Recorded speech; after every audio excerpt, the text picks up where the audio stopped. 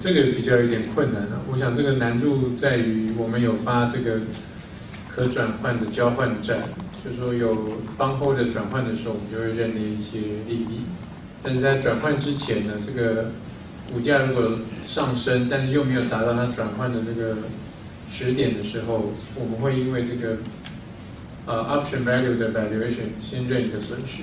所以说今年在这个因为去年底发的交换债上面，会增加一个 non-operation 的一个预测上的一个困难。不过就 quarter over quarter 来看，我想至少在 EQ 的部分，我这边会尽力说不要有什么太多的 surprise。Charlie from Morgan Stanley。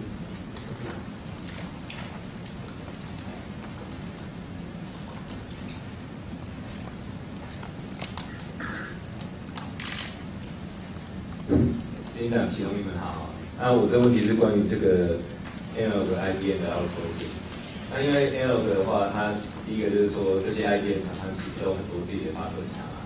那因为就是说这个技术，他们也都喜欢用自己 proprietary 的 technology 嘛。那我不太知道说，为什么这些 L 和 IDM 要去 outsource 给 UMC， 尤其是像 TI 的话，它甚至就是说它很多垃圾都整成 L 的 capacity， 那他自己还要用盖一个12寸来做 L， 那他为什么还会想要去 outsource 他的这个 L 给 UMC？ 这首先我要特别澄清，我没有提到任何某一个客户的状况，这是非常一般性的 IDM outsource 8寸的 foundry。那我想也是因为我想我当时我也是从我的观点来猜测，就是去年的金融风暴非常严峻，那把一些8寸的技术 outsource 给 foundry， 对双方面都是一个双赢的一个机会。OK， 那其实我比较好奇的是说，像even就是第一季现在底面这么强的话，那我相信我们的8寸的产利用率还是低于80% 啊。那您觉得以后的趋势就是说，因为越来越多8寸会转到12寸去，那您觉得就是说，对 UMC 来讲的话，就是说，你们觉得8寸厂它的产能利用率低到什么样的程度的时候，你们就会考虑，比如说进行关厂还是怎么样？第一个，我们那个第一季产能8寸并不会低于80%，其实8寸现在产能利用率相当的不错。另外就是我们其实8寸的转移，那我们现在联电有一个6寸厂，应该已经超过20年，现在利用率非常好。那我们整个有非常多的特殊技术、区隔化技术，它完全是走一个叫做 specialty technology 的一个区隔。那这种，因为它整个成本结构对联电来讲是非常有价值的，完全没有考虑到要什么你刚刚提到的那些计划。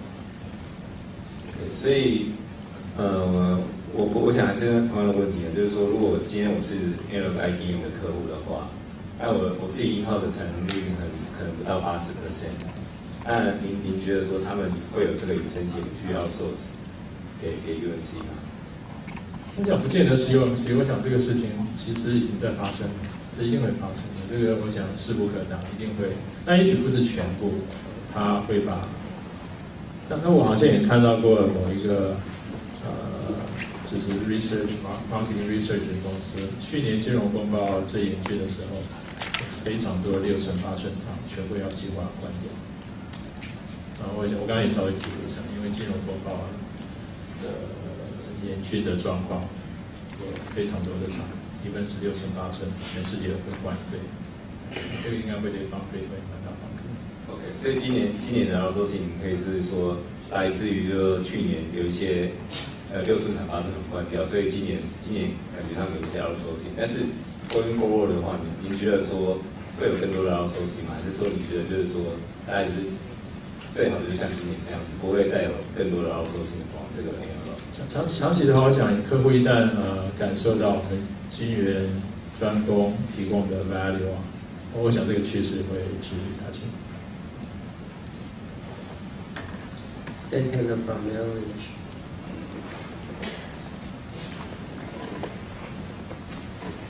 Yeah, just a couple quick follow-ups. Thanks.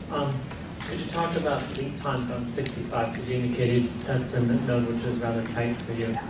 So are you able to expedite orders immediately, or is there some lead time involved there?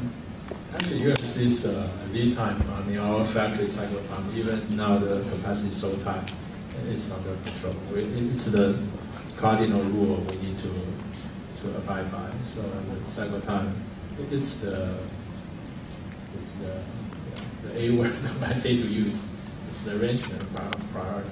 Okay. But then once it's in the factory, the cycle time is very good. Has that improved for, say, an average, low power, device, baseband? Has the cycle time improved? What is it averaging now? Because I think it was 8 weeks, maybe a couple quarters ago. Is it 6 weeks now? It's very different. Every product, the photolithography layers are so different. Some are 25, some are 40 layers.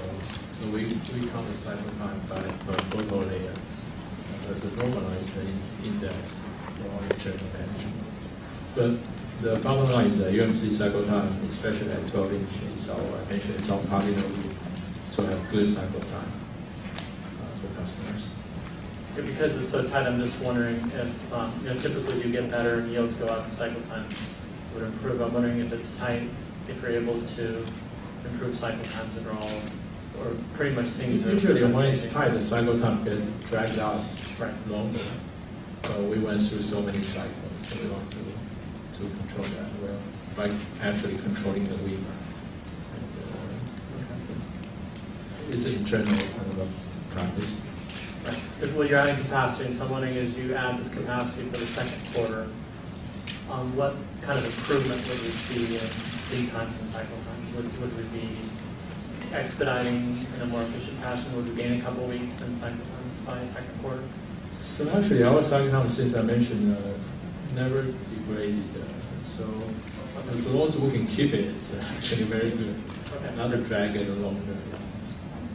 Okay, and then if you could talk on the environment, and you've talked about 8-inch here and there, specifically what the pricing environment is like. Of course, things are tight now, and I don't think we're seeing much change in pricing, but do you anticipate that to change on pricing, and how competitive it's going to be? There's clearly excess 8-inch in the industry overall. So overall speaking, the pricing is, again, our standard answer. It's arranged on customer-by-customer basis. But again, you can see we don't want to take advantage of the near-term tightness. So all the ASP pricing we're negotiating on a long-term basis. So we are not trying to change the pricing at this moment at all. So, but in the long run, if that's going to help the overall industry to have more stable pricing, we certainly hope so. But again, pricing is really supply-demand competition, case by case. But if the tightness continues, the whole industry may have a more stable and more reasonable pricing in the long run. Right. Well, I mean, I asked, I guess, last couple quarters ago on the 8-inch with excess capacity.